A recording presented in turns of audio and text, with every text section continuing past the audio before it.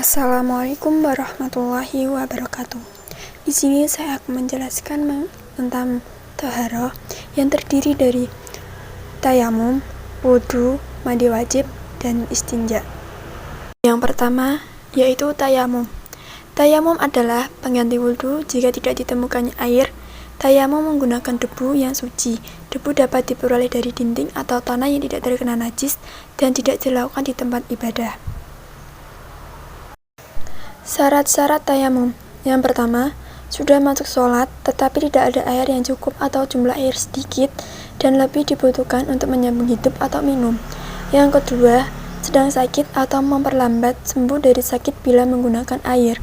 Yang ketiga, kondisi yang sangat dingin dengan persyaratan tertentu.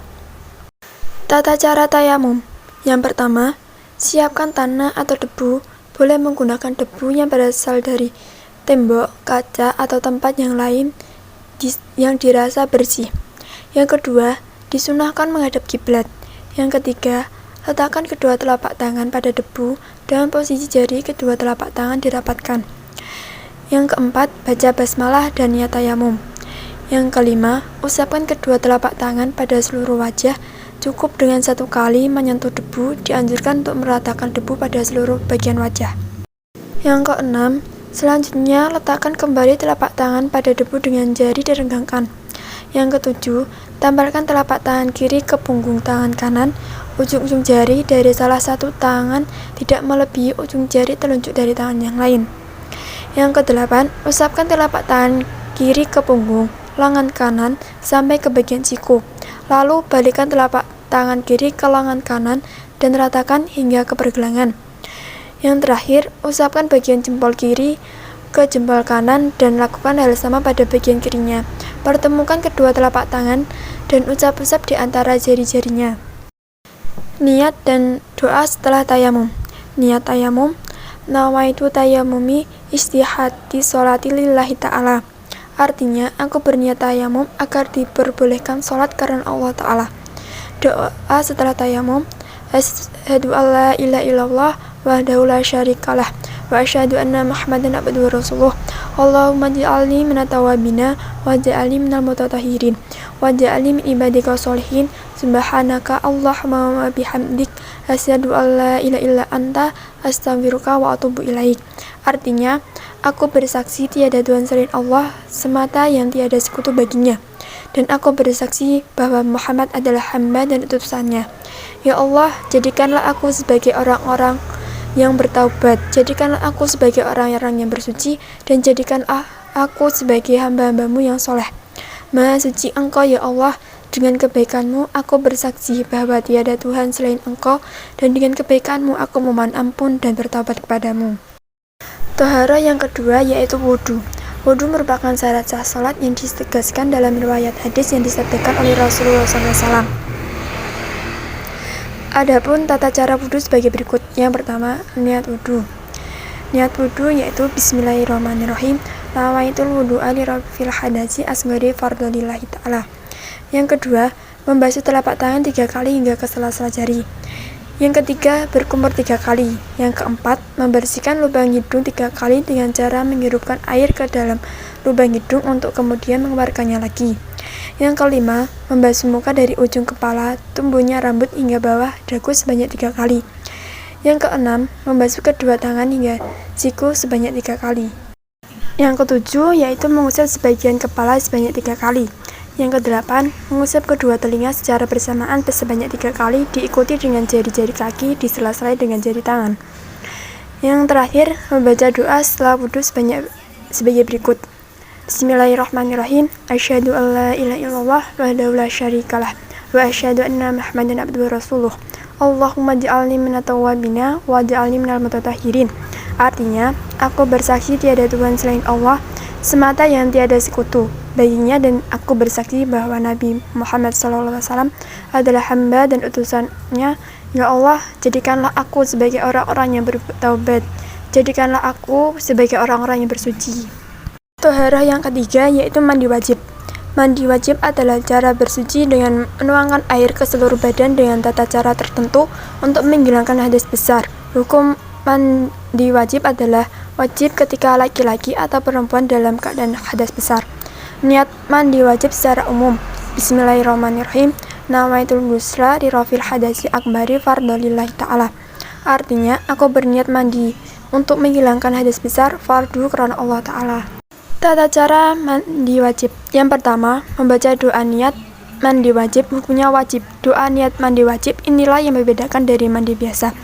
Cara membaca doa niat mandi wajib ini biasa dalam hati atau bersuara. Yang kedua, membasuh tangan sebanyak 3 kali. Hal ini bertujuan agar tangan bersih dan terhindar dari najis. Membersihkan bagian tubuh yang dianggap kotor dan tersembunyi menggunakan tangan kiri.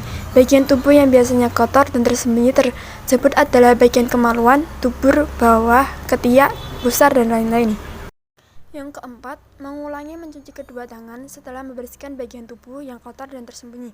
Tangan perlu dicuci ulang. Caranya, mengusap-usapkan tangan ke tanah atau tembok, kemudian dibilas air langsung atau dicuci dengan sabun baru disiram air. Yang kelima, berwudu seperti tata cara wudu saat hendak salat.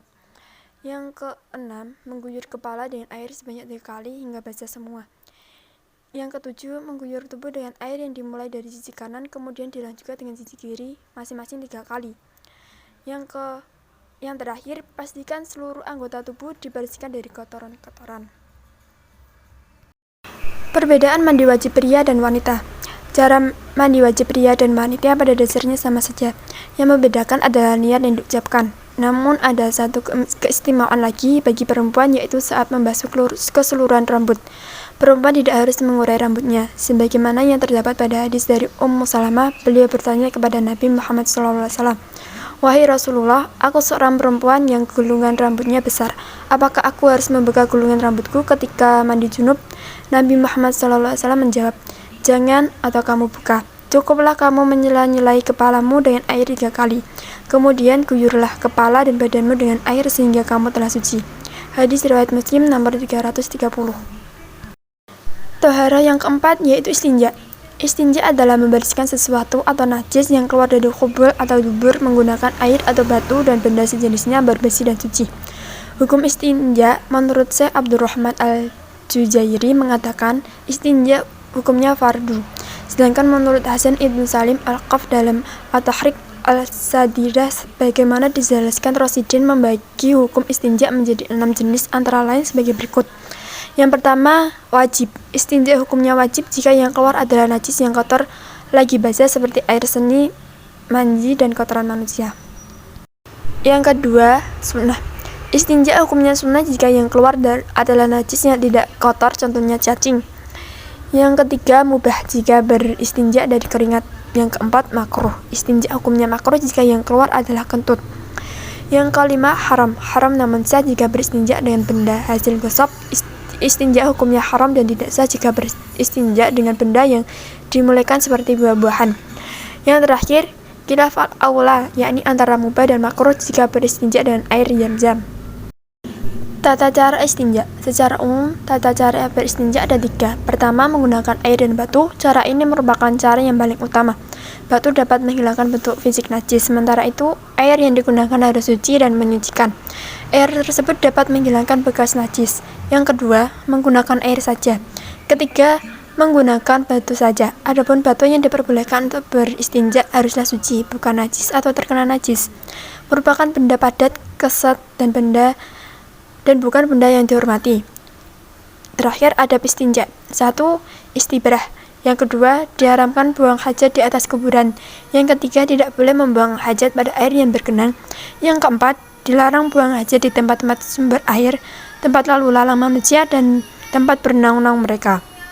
Sekian penjelasan dari saya mengenai toharah. Jika ada tutur kata yang tidak berkenan dengan Anda, saya minta maaf sebesar-besarnya. Wassalamualaikum warahmatullahi wabarakatuh.